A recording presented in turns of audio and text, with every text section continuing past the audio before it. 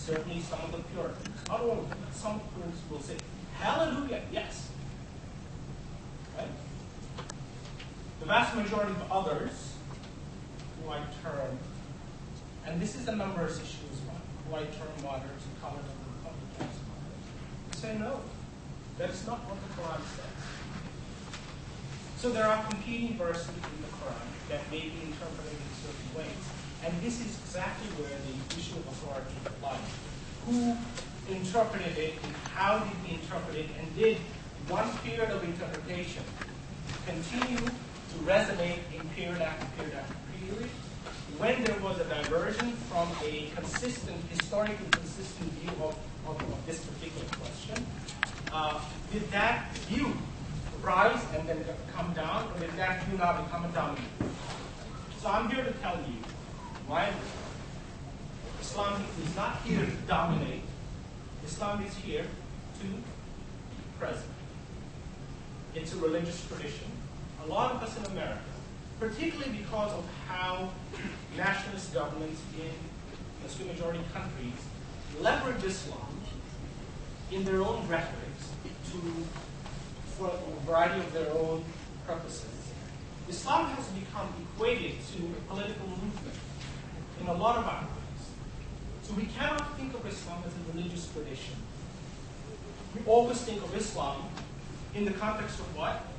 A dominant world, right? I mean, I'm using this term specifically because this is exactly the, go on the internet, Google my name, or Google cares, you'll see a slew of really scary rhetoric. We are here, I'm here to dominate. I live in Melbourne.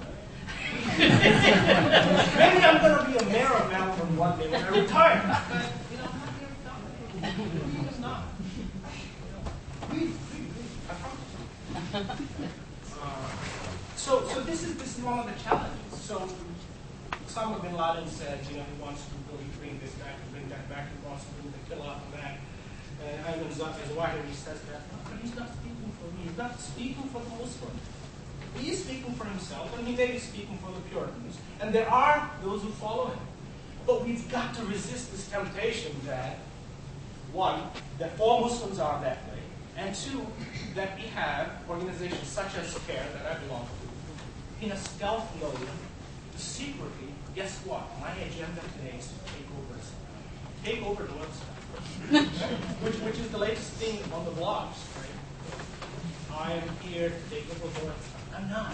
I'm here to have a dialogue and explain myself as best as I can. So this fear thing, this fear mongering, it's getting old. Yeah. It's got to stop.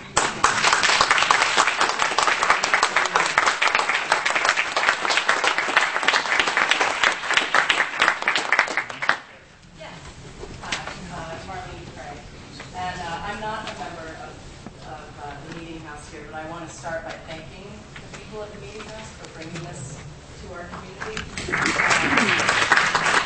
And I also want to thank you three for being here and speaking and sharing. And shortly after 9/11, there were several individuals that contacted a nonprofit that used to be active in Doylestown called Community Action Against Racism.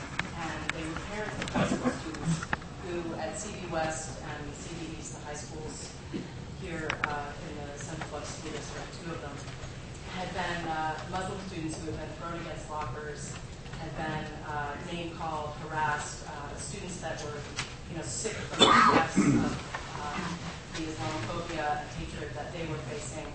And so we gathered up some lesson plans that we found through interacting with professors and organizations like CARE, and distributed them to some of the principals and history teachers and social studies teachers. And that was kind of the end of that little relationship that we had. One of my concerns, and one of the places where I really feel like positive change and dialogue can happen, is in our schools. And I'm wondering if you can offer any insights for many of us here who have children in the schools or work closely or teach in schools or are advocates for better education. What role you believe schools could play in helping to understand Islam? So thank you for that question. I actually have been asked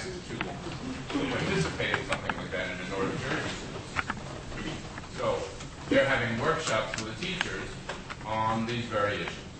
So our job, my job, will be to go and try to present the evidence to show why toleration is really the best policy. So, and then the teachers will then present this. That's happening in. Great. Thank you, Professor Brahinsky. Would you like to take this one on? Sure. Yeah, I mean, I think the first and sort of will be teachers. Obviously, sort of teaching Islam to students would be great in terms of getting them a better sense of what Islam is, but it gets a little complicated, with a variety of personalities, etc. But so I think from that standpoint, I think having better informed teachers is going to be helpful. I also think having better informed parents is going to be helpful. My brother was a teacher. He did teach for America for 2 years in some of the roughest schools in Atlanta. And he said, the reality is that we are teammates with parents. That teachers can only do so much, but we really need the parents of these kids to be involved and engaged and informed. So I think as parents, the more informed you can be, the better equipped you'll be to answer questions, to be able to talk about things. I mean, listen, Islam and Muslims are on the news every day. So it is something, whether we like it or not, we have to be informed about, just like we've had to be informed about a variety of different things in American history where we're engaged in it because the news cycle. So I think from that standpoint, informed parents, informed teachers would be good. I think sessions like this are helpful. And then at the end of the day, I was speaking to yesterday, I was speaking to a group of Indonesian students that the State Department had brought over to the U.S. The State Department does this quite often in their engagement with the Muslim world. They bring over Muslim students and they show them what America is about. So I was asked to talk about Islam in America. And during the conversation, in the Q&A, they said, well, listen, you're painting too rosy a picture. Like, we know there are issues. Like, we know there are, what happens at the airport and whatever else. And so I told them, I was like, look, I don't mean to give you a completely rosy picture. I think, there are definitely issues, there's discrimination, things that happen at different points, but not at the institutional level. And I said, more importantly, some things that you hear from schools, for instance, that occur, they're really sad and they need to be addressed, but we have a general problem with bullying as a whole.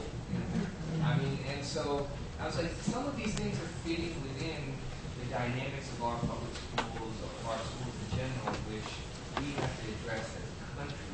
And I think Islam might be a component, but part of sort of the larger picture of what's going on in our culture.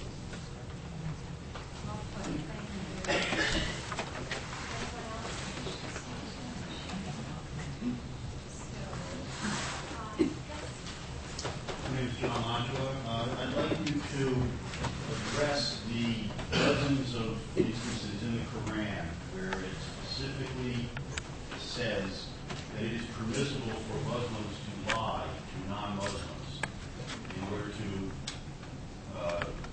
advance the cause of Islam.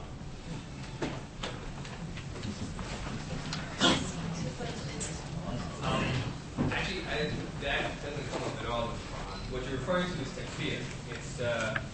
Takfir is a concept that was developed by Islamic jurists, Muslim jurists, which said that you could, in a situation where your life was in danger, if your religion was revealed, that you could lie and say that you weren't Muslim. So, particularly during when the Mongol invasions occurred throughout North Africa and in Levantine, this was a tactic that was used. From the Quranic standpoint, there's no express place where it comes up in the Quran, but it is, jurists did derive it, and it was derived as a means of the context being politically, if they're revealing your religion, it's going to put your life to death, then you are allowed to lie about your faith and go first. So, I mean, here's a specific verse in the Quran.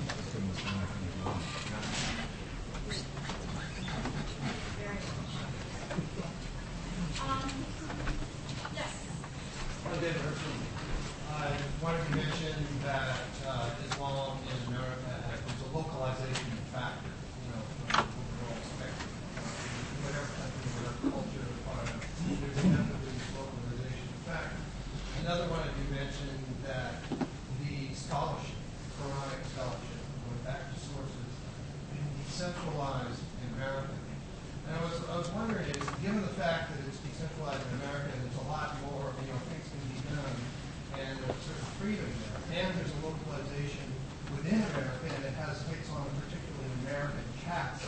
as a religion, what is the influence? What kind of influence, if there is influence, what kind of and how much of an influence does American Islam have on international Islam or on other specific countries?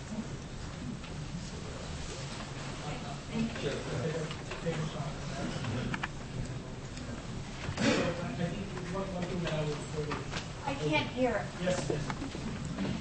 One thing that I would sort of re-describe, I did mention that there is a localization that's going on. We did mention that Islamic scholarship historically has been decentralized. Adnan added that within the Shia tradition, it is a lot more hierarchical. Whether it is being decentralized in the United States or not, that's a separate question. You might derive that as a conclusion. So I just wanted to caveat that statement. Now, your core question was, will American Islam, or is American Islam, the localization process, going to then affect back the outside world? The answer is yes. It will. Has it so far? I think before it can go out and influence, what has to happen is local institutions have to be there. So one of the things that I'm often asked, well, where do Muslim imams or scholars who live in America, what seminary do they go to? And, you know, my face turns red. You can't tell. But you can. Because we don't have seminaries in the United States. We have one that just recently opened, and it's sort of close to a seminary. It's called the Zaytuna Institute. But we don't have seminaries. I'm not responsible for that.